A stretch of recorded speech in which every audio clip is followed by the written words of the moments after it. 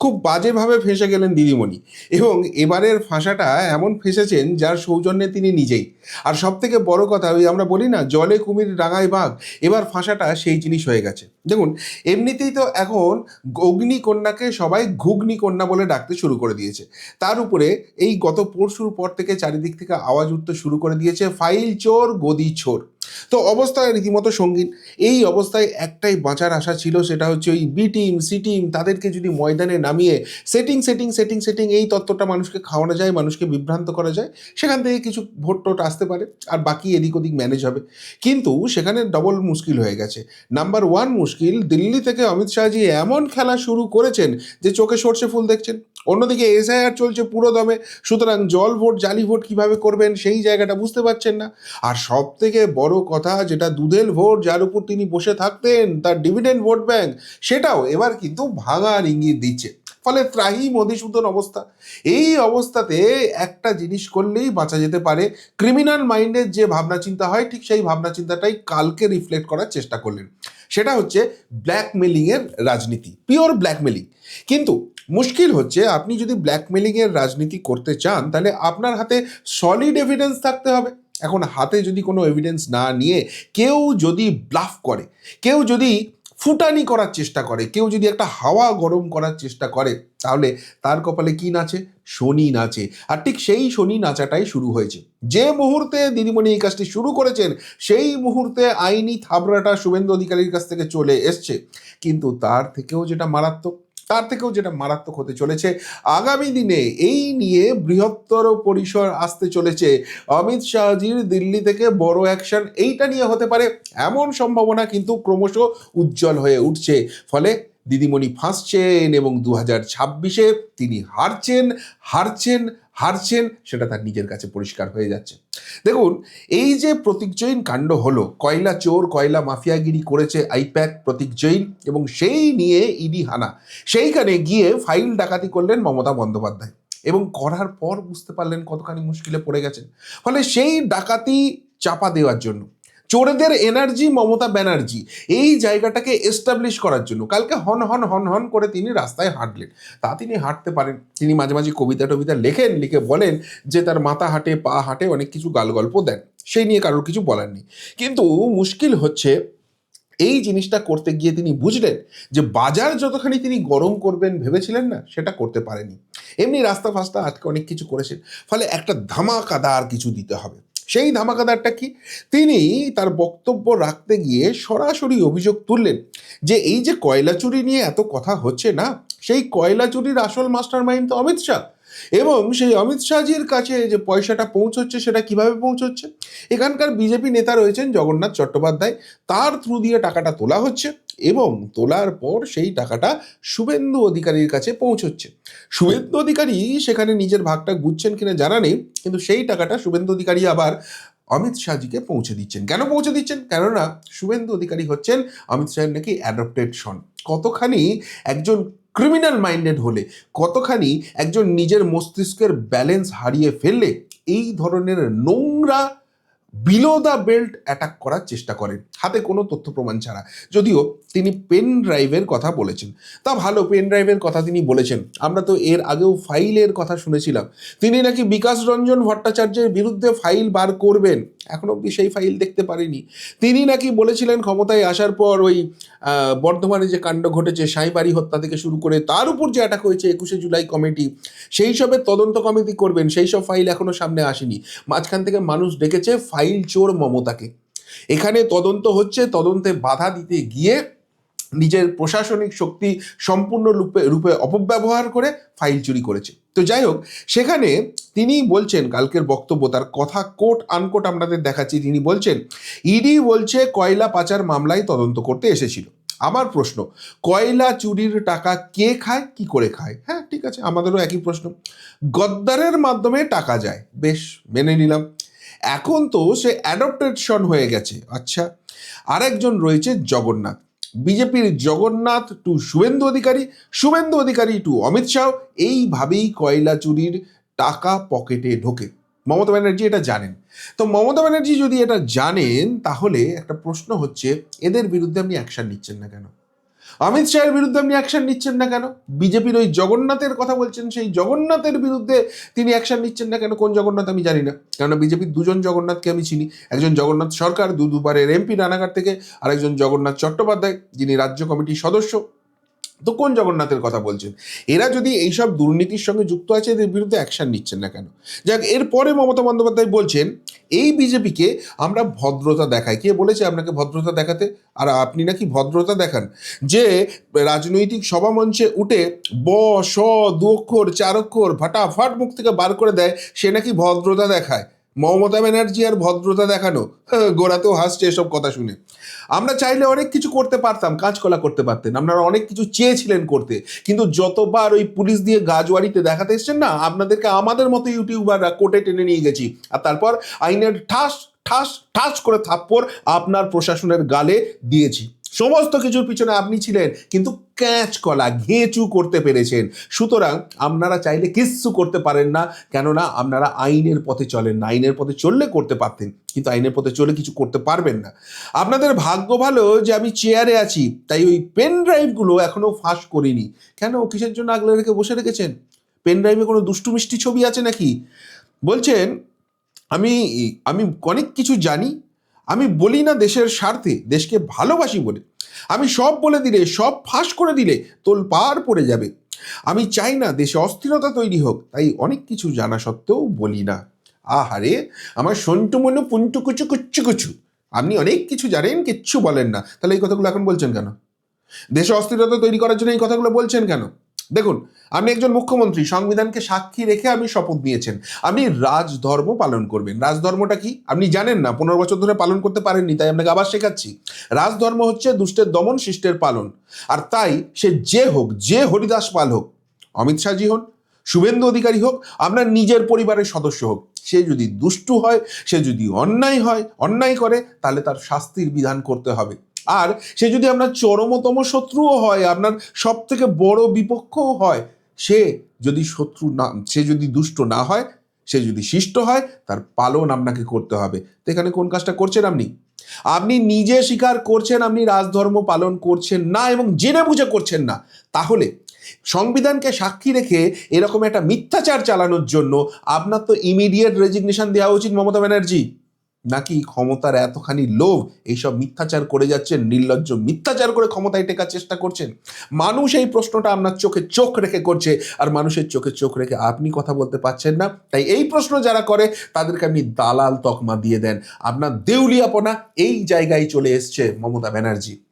আপনি বলছেন যে আপনি সব কিছু জানেন, আপনি ফাঁস করছেন না দেশের স্বার্থে। এবার প্রশ্নটা হচ্ছে যে কয়লা তো দেশের সম্পদ, সেটা যদি কেউ অন্যায়ভাবে চুরি করে, সেটা নিয়ে কেউ যদি বাটপাড়ি করে, সেটা নিয়ে কেউ যদি মাফিয়াগিরি করে, সেটা দেশের স্বরাষ্ট্রমন্ত্রী হন আর এই রাজ্যের বিরোধী দলনেতা হন, আপনার মুখ্যমন্ত্রী হিসেবে ইমিডিয়েটলি উচিত সেগুলো মানুষের সামনে নিয়ে আসা, আইনের আওতায় নিয়ে আসা এবং তাদের শাস্তির বিধান করা। সেটা করছেন না কেন?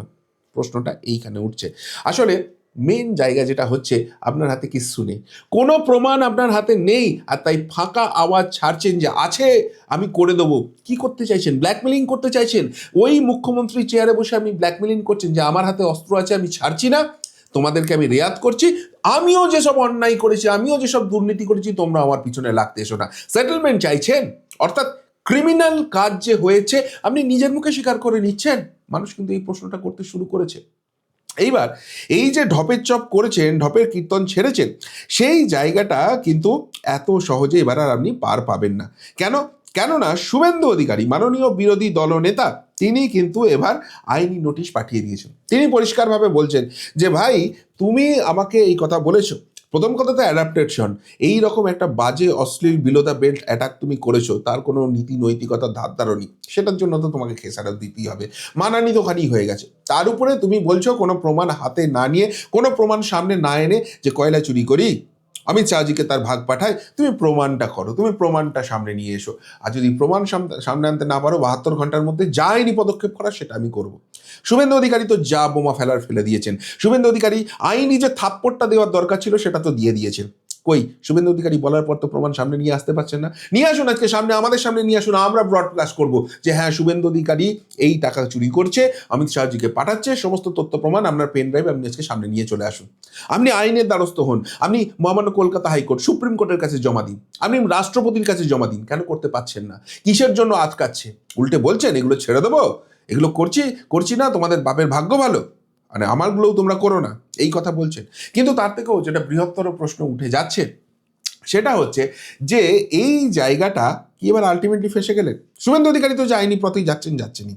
তার থেকেও বড় যে প্রশ্নটা, এই যে প্রমাণগুলো আছে এবার তো তিনি প্রকাশ্যে বলে দিলেন, তাহলে কি এবার ইডি সিবিআই এনআইএ সেখানে ঢুকবে যে অমিত শাহজি আছেন না শুভেন্দু অধিকারী আছে, নাকি তার থেকেও বড় কোনো মাথা যুক্ত আছে, কি কি তথ্য প্রমাণ আছে মমতা ব্যানার্জির কাছ থেকে সেগুলো নেওয়ার প্রক্রিয়া হবে। তিনি দিলে ভালো, না হলে তার বাড়িতে রেড করে সার্চ অপারেশন করে সেই জিনিসগুলো উদ্ধার করতে হবে। এবার কালীঘাটে গিয়ে সার্চ অপারেশন হবে, সেই জায়গায় কি তৈরি হয়ে গেল না?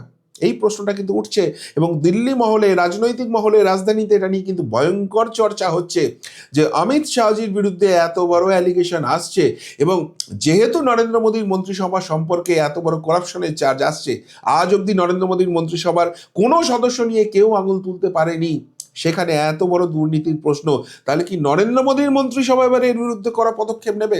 মমতা বন্দ্যোপাধ্যায় এবার বুঝতে পারবেন কত ধানে কত চাল, এবার বুঝতে পারবেন ঢপবাজি, নির্লজ্জ, মিথ্যাচারের কত বড় খেসারত তাকে দিতে হবে। আলটিমেট জায়গাটা এবার কি শুরু হচ্ছে, এই প্রশ্নটা ঘুরতে শুরু করে দিয়েছে। এদিকে আরেকটা আমি জিনিস দেখলাম, সেটা হচ্ছে কদিন ধরেই আমি দেখছিলাম ওই বি টিম সি টিম নিয়ে চর্চা হচ্ছে যে আবারও মমতা ব্যানার্জি অমিত শাহ নরেন্দ্র মোদীর মধ্যে ব্যালেন্সের খেলা খেলছেন। অমিত শাহজিকে অ্যাটাক করছেন কিন্তু নরেন্দ্র মোদীকে করছেন না, কেননা সেটিংটা নরেন্দ্র মোদীজির সঙ্গে আছে। এইসব কথা বলে নরেন্দ্র মোদীজিকে তিনি তুষ্ট রাখছেন এবং সেই জায়গা থেকে তার ফলে মমতা বন্দ্যোপাধ্যায়ের বিরুদ্ধে কোনো রকম কোনো অ্যাকশন হবে না। কিন্তু অন্য জায়গায় অন্য জিনিস, অন্য ইকুয়েশন তো দেখে ফেললাম, সেটা হচ্ছে ঠাকুরনগরে, ঠাকুর বাড়িতে সেইখানে কি কাণ্ড ঘটলো। সেখানে গিয়ে এই মমতা ব্যানার্জির ভাইপো অভিষেক ব্যানার্জি, তৃণমূল কংগ্রেসের আঞ্চলিক দলের একটা নাকি সর্বভারতীয় পদে আছে, কি করে থাকে স্যান্ডো গেঞ্জির বুক পকেটের মতো তারাই জানেন। তো যাই হোক, তিনি গিয়ে সেখানে মাতব্বরি করতে গিয়েছিলেন, আর মাতব্বরি করতে যেতেই আলটিমেটলি খাপ খুলে গেছে। এর আগে গুরুচাঁদ ঠাকুর, মতুয়া সম্প্রদায়ের যিনি ঈশ্বরের জায়গায় রয়েছেন, তাকে গরুচাঁদ বলেছিলেন এই মমতা বন্দ্যোপাধ্যায়, এবং এতখানি নির্লজ্জ, এতখানি বেহায়া এরা, আজ পর্যন্ত এই নিয়ে এরা কোনোদিন ক্ষমা চায়নি। এবং সেই জন্য গতবার অভিষেক ব্যানার্জিকে ওই গর্ভগৃহে, ঠাকুরনগরের যে মন্দিরটি রয়েছে, পবিত্র জায়গাটি রয়েছে, তার গর্ভগৃহে ঢুকতে দেওয়া হয়নি। ফলে এবারে অভিষেক ব্যানার্জি অনেক কাকুতি মিনতি, হাতে পায়ে ধরা, যে আমি গিয়ে রাজনীতির কথা বলবো না, আমাকে ঢুকতে দাও, ইত্যাদি ইত্যাদি, এবং শান্তনু ঠাকুর সেই সৌজন্য দেখাতে গিয়েছিলেন। কিন্তু মমতা ব্যানার্জির ভাইপো, তিনি গিয়ে তার দেওয়া কথা রাখবেন, মিথ্যাচার সেখানে হবে না, সেটা তো হতে পারে না।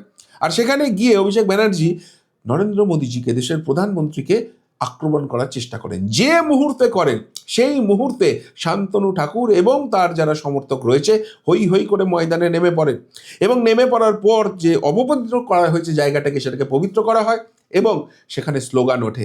অর্থাৎ কত ধানে কত চাল বোঝাতে গিয়ে অভিষেক ব্যানার্জি বুঝে গেছেন মতুয়াগড়ে কত ধানে কত চাল। গিয়েছিলেন একটু এদিক ওদিক করে মতুয়াদের ভুল বুঝিয়ে যদি সেখান থেকে কিছু ভোট বার করা যায়, বুঝে গেছেন হাওয়া খারাপ, আর পরপর করে পালিয়েছেন। আসলে অভিষেক ব্যানার্জি ক্রমশ বুঝছেন হাওয়াটা খারাপ। কেননা ওই বারবার যে প্রশ্ন আমরা তুলছিলাম, সাধারণ মানুষ এবার তুলতে শুরু করে দিয়েছে। তার দলের মধ্যে প্রশ্ন উঠছে যে আইপ্যাককে অভিষেক ব্যানার্জি কলকাতায় নিয়ে এসেছিলেন, তৃণমূলের সঙ্গে যুক্ত করেছিলেন, এত বড় সার্চ অপারেশন হয়ে গেল, সেখানে কয়লা চুরির, কয়লা মাফিয়াগিরির মতো ভয়ঙ্কর অভিযোগ উঠলো, তার পিসি গিয়ে ওই সব কাণ্ড করলেন, বেআইনি কাজ করলেন, কিন্তু তিনি এখনো মুখে কুলু পেটে বসে আছেন কেন? এবার অভিষেক ব্যানার্জিও বুঝে গেছেন কারে পড়ে গেছেন। তাই 30 ঘন্টা বাদে অভিষেক ব্যানার্জি মুখ ফুটে কি বললেন? বলছে মানুষের সেবায় কাজ করছিল আইপ্যাক, সেই জন্য ইডি সেখানে হানা দিয়েছে। ভাবুন একবার, আমরাও এরকম মানুষের সেবা করতে চাই, অভিষেক ব্যানার্জি আমাদেরও একটু সুযোগ করে দিন। শোনা যায় তো বেশ কয়েকশো কোটি টাকার ডিল হয়েছে। তাহলে যে সংস্থা কয়েকশো কোটি টাকা নিয়ে ডিল করে, কয়েকশো কোটি টাকা নিয়ে মানুষের সেবা তারা কি করছে? আমরা তো জানি মানুষের সেবা করতে গেলে নিজের পকেট থেকে টাকা যায়। আপনার দল উচ্চ বংশের লোক, আপনার দলের পরিবারের সদস্য, তারা সমাজ সেবা করে অথচ কোটি কোটি টাকার মালকিন হয়ে যায়। আপনার দলের যারা রাজনৈতিক পরামর্শদাতা, তারা মানুষের সেবা করতে এসে কয়েকশো কোটি টাকা কামিয়ে নিয়ে চলে যায়। কি মানুষের সেবা হচ্ছে? আসলে এই জায়গাটায় প্রবলেম নয়, প্রবলেমটা অন্য জায়গায়। এবং যে বোমাটা ফাটিয়ে দিয়েছেন মদন মিত্র, অভিষেক বন্দ্যোপাধ্যায়ের দলের সদস্য। কি বোমা ফাটিয়েছেন? তিনি বলছেন যে এই আইপ্যাক সম্পূর্ণ চালান অভিষেক ব্যানার্জি। ভাবুন একবার কত বড় বোমা। যে আইপ্যাকে কয়লা পাচারের ব্যাপার নিয়ে ইডি তদন্ত করছে, কয়লা মাফিয়াগিরির টাকা ঢুকেছে বলে অভিযোগ উঠছে, সেই আইপ্যাক প্রতীক জৈন নয়, অভিষেক ব্যানার্জি চালান। মদন মিত্র তৃণমূল কংগ্রেসের বিধায়ক, মমতা বন্দ্যোপাধ্যায়ের দীর্ঘদিনের পুরনো সঙ্গী, তিনি জানিয়ে দিচ্ছেন এটা অভিষেক ব্যানার্জি চালান। অর্থাৎ এই কথা যখন মদন মিত্ররা বলছেন, এই ইনফরমেশন কি ইডির কাছে নেই? অভিষেক ব্যানার্জি কি নিজে বুঝতে পারছেন যে এই কয়লা মাফিয়ার যে ইডি অ্যাটাকটা হয়েছে, যে প্রতীক জৈনকে নিয়ে টানাটানি হচ্ছে, আইপ্যাক নিয়ে টানাটানি হচ্ছে, আলটিমেটলি তার টিকি ধরেও এবার টানাটানি হবে, আর সেই জন্য এইবার বাধ্য হয়ে 30 ঘন্টা বাদে তিনি মুখ ফুটলেন। এবার আরেকটাও মজার ব্যাপার হচ্ছে, যে আইপ্যাক নিয়ে এত বড় বড় কথা বলা হচ্ছে, জনসেবা করা হয় ইত্যাদি ইত্যাদি, এবং সেই জন্য সেখানে নাকি ইডি অ্যাটাক করিয়েছে, সব স্ট্র্যাটেজি তৃণমূলে নিয়ে চলে গেছে, সেই আইপ্যাক কি বলছে? আইপ্যাক বুঝে গেছে এবার তাদের হাওয়াটাও ফুস হবে, ভুল জায়গায় খেলতে শুরু করেছে। এবং বিশেষ করে ইডি অ্যাটাক হওয়ার পর মমতা ব্যানার্জিরা যে কাণ্ডটি করেছেন না, তাতে আইপ্যাক আরো ভয়ঙ্কর রকম ফাঁসতে চাচ্ছে। আর সেই জন্য এই এত বড় একটা কালকে এই ঠিকুজি খ্রিস্টি সব বার করেছে, আমরা এই করেছি ওই করেছি, এবং সেখানে সব থেকে বড় কোন কথাটা হাইলাইট করা হয়েছে জানেন? আমরা তো একসময় বিজেপির হয়েও কাজ করেছি, অর্থাৎ হে বিজেপি বাবা, আমি তোমাদের একসময় কাজ করেছি, আজকে পেটের দায়ে অন্য শিবিরে এসে কাজ করতে বাধ্য হচ্ছি, তাদের যা টাইট দেওয়ার দেবে দাও, আমাদের ছেড়ে দাও, আমাদের নিয়ে টানাটানি করো না। এই বার্তাই কি এবার আইপ্যাক প্রতীক জৈনরা দিতে চাইছে? বুঝে গেছে বাঘে ছুলে 18 ঘা, আর এখানে ইডি ছুঁয়েছে, এবার যে কত ঘা হবে, এবং সেই জায়গাটায় যে অভিযোগ করছে তৃণমূল কংগ্রেস, তা যদি একটুও সত্যতা থাকে যে অমিত শাহজি এবার নিজে খেলতে নেমেছেন, তাহলে কত ঘা হবে সেটা হারে হারে টের পাচ্ছেন এই প্রতীক জৈন, এই আইপ্যাক। কেননা এরা এই অমিত শাহজির সঙ্গেই কাজ করে এসেছে, এই বিজেপির সঙ্গেই কাজ করে এসেছে। সুতরাং এবার খেলা যখন শুরু হয়েছে, খেলাটা যে কি খেলা হবে হারে হারে টের পাচ্ছে বলে এবার হাতে পায়ে ধরার চেষ্টা শুরু হয়েছে। আমরা বিজেপির সঙ্গে কাজ করেছিলাম একসময়, এই কথা বলে বাঁচার চেষ্টা হচ্ছে। আর তাই এইগুলো যদি সত্যি হয়, মমতা বন্দ্যোপাধ্যায়, তার ভাইপো, তার দল সকলেই বুঝতে পারছে 26 তো শেষ, 26-এ কোনো আশা নেই। কিন্তু তার থেকেও বড় কথা, রাজনৈতিকভাবে কি এবার তৃণমূল শেষ হতে চলেছে। আর সেই জন্য এরকম ব্লাক মেরে শেষ মরিয়া চেষ্টা করে, ব্ল্যাকমেলিং করে একটা বাঁচার আপ্রাণ চেষ্টা করছে, কিন্তু তাতে কি আলটিমেটলি লাভ হবে? তাতে তো উল্টে হিতে বিপরীত হয়ে গেল। এবার কত বড় বাঁশ খাওয়ার জন্য তৈরি হবে তৃণমূল কংগ্রেস, সেটা বোধহয় তাদেরই ডিসাইড করার সময় এসে গেছে। কি বলবেন সামগ্রিকভাবে যা ঘটনা ঘটলো এই নিয়ে? যদি কিছু বলার থেকে অবশ্যই কমেন্ট বক্সে কমেন্ট করে জানাবেন। এখনকার মতো এখানেই শেষ করলাম, ফেরত আসছি নতুন প্রতিবেদন নিয়ে খুব তাড়াতাড়ি। ভালো থাকবেন, সাথে থাকবেন, পাশে থাকবেন। নমস্কার।